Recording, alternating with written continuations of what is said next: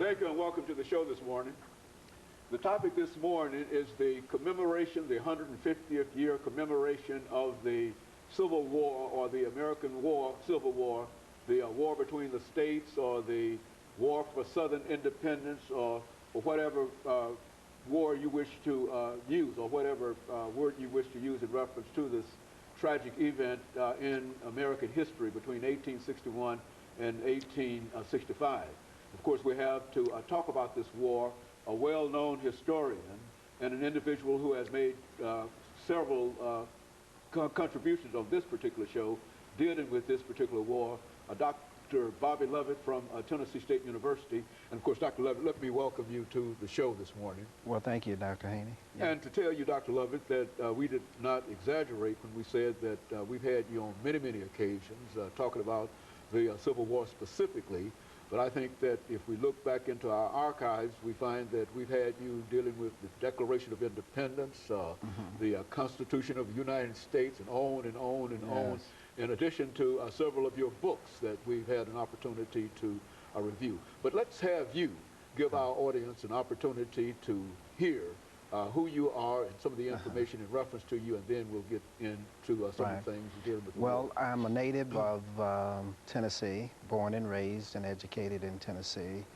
Received my bachelor's, master's, and PhD degrees from the University of Arkansas. And taught at Eureka College in Illinois, the alma mater of President Ronald Reagan, who attended there back in the 1930s. And came to Tennessee State University in 1973, and I've served several administrative positions, but for the last 10 years I've concentrated on my research, my students, and professor of history.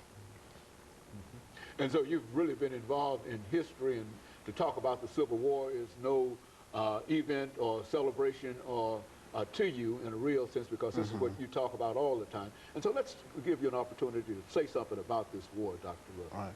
Well, this year, 2011, is the equivalent of 1861.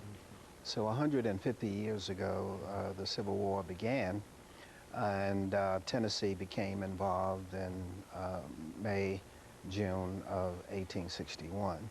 So it's the sesquicentennial commemoration that the state of Tennessee is putting on over the next 4 years.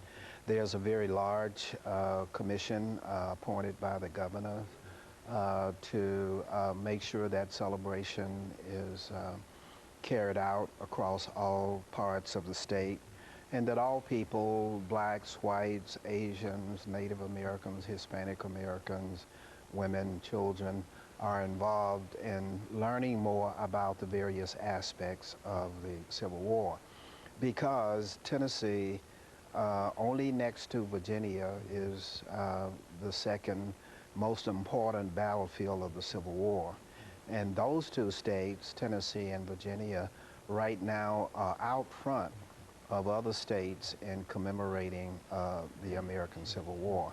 It's been so long ago since we commemorated the war in 1964, when it was 100 years old.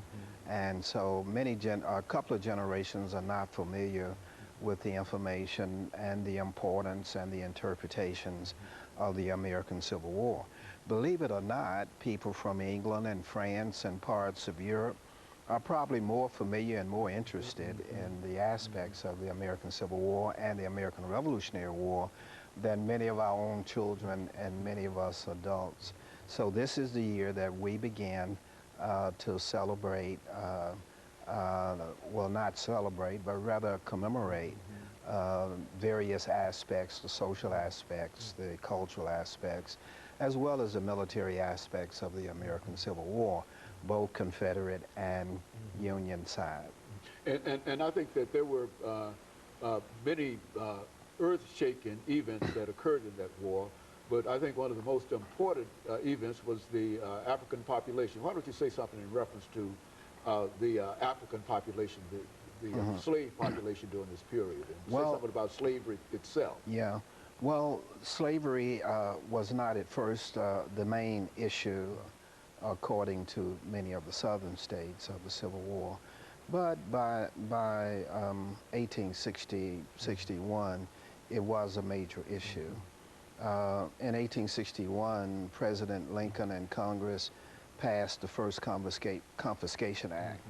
They passed another one in 1862 because the Confederates were making heavy use of slaves in their military, that is digging fortifications, they were herdsmen, and so on. And so they passed the Confiscation Act. Okay, Doc, let me take this first commercial break, and we'll be back with our audience following this very first break.